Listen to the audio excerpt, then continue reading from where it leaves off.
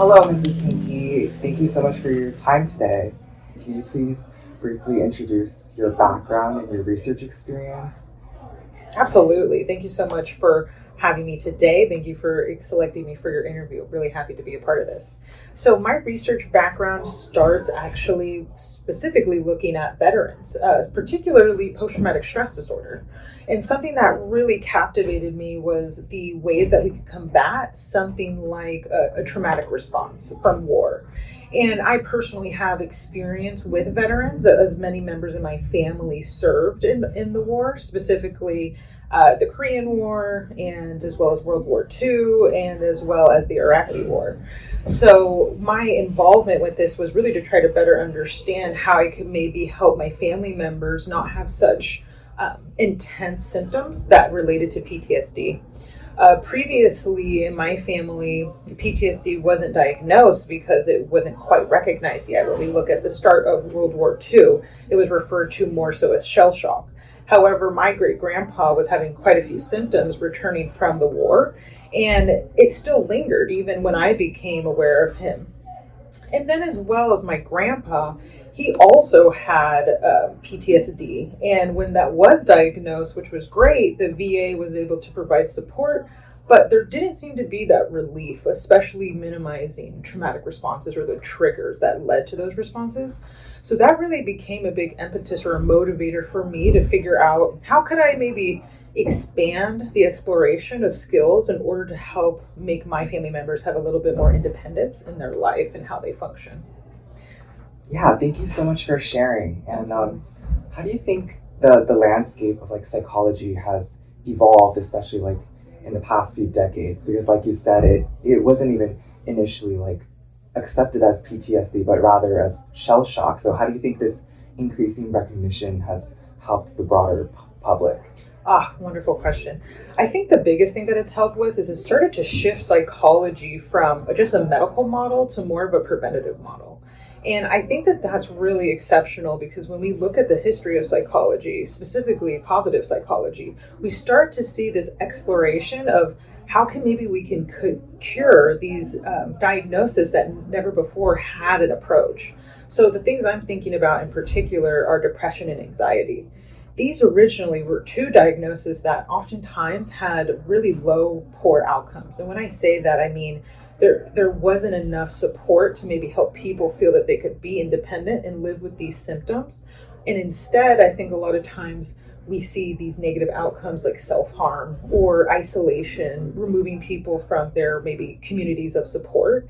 And so I think what is really interesting about psychology today is now we have this preventative care. And how do we get people to live with this diagnosis, not as seeing it as now someone is less than, but seeing it as maybe you just have a few other challenges or obstacles to navigate through. So that preventative model, I think, is one of the biggest changes. And then going back to what you said earlier about veterans, and then the kind of experience you had with the VA, I recently read an article, I think it was from the New Yorker, about how they were trying to use like mobile interventions and like chatbots inside of the VA, and how that had like some interesting results. So how do you think like this kind of new technology can be incorporated into the future of mental health? Because like you also did some research in VR, is that correct? Yes, that is correct. I did actually, that was my focus in my undergrad, was how could we harness the tool of virtual reality to help with decreasing the negative responses during a post-traumatic stress trigger. So for instance, there was something that I worked on in which we were trying to create very immersive, high detailed scenarios that were very specific to the combat environment. And so this meant getting all the way to the specific details of maybe the desert environment, or all the way to the specific details of a more jungle-based environment. And what would happen is we would have our participants get closer and closer to those bigger triggers that were associated to that combat environment, and then provide them with tools of how to almost, if you remember, systematic desensitization, to try to calm themselves down from seeing those triggers and having different outlets. When I worked with the veterans, I was also very fortunate to work with the veteran cases, meaning the judiciary system. And one of the things that we saw quite often with veterans who didn't have those skills or the treatment access to post-traumatic stress disorder is sometimes they would turn to maladaptive coping strategies. So for instance, drug and alcohol misuse or abuse. And sometimes this would then lead to maybe other incidences, such as maybe getting into car accidents or maybe even into altercations physically with other people in the public. And a lot of that to me, I interpreted as, there's a gap there that we need to address. These folks have not maybe been given the time or the space to transition from this very high intense competitive world that is the military and then going back into everyday civilian life.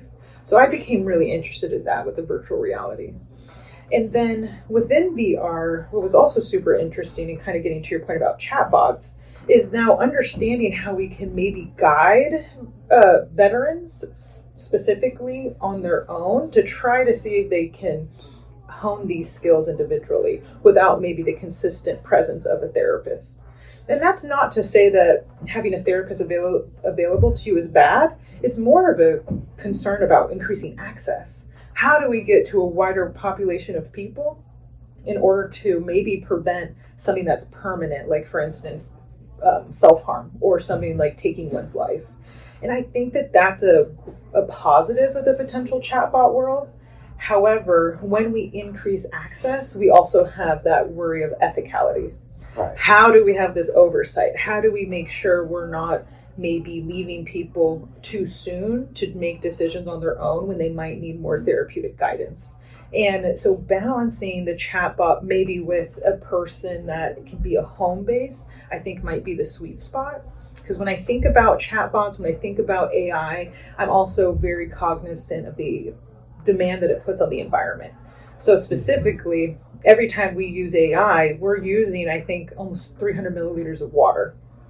And when you think about that, it's like, oh my goodness, water is a precious resource.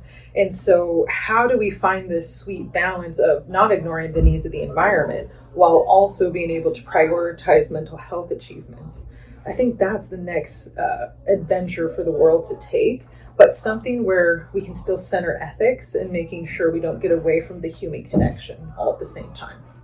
Right. I like how you said there's so many factors that play a role into this. Like, I didn't even think about all of these previously. Like, not only is there the psychology and the mental health, but also ethics and the environment. Mm-hmm. So it's a lot that we kind of have to figure out as we move forward. Exactly. But I think folks like you who can be young and who can be on the forefront of understanding sustainability with an understanding of human connection, I think this is an important piece. Yeah.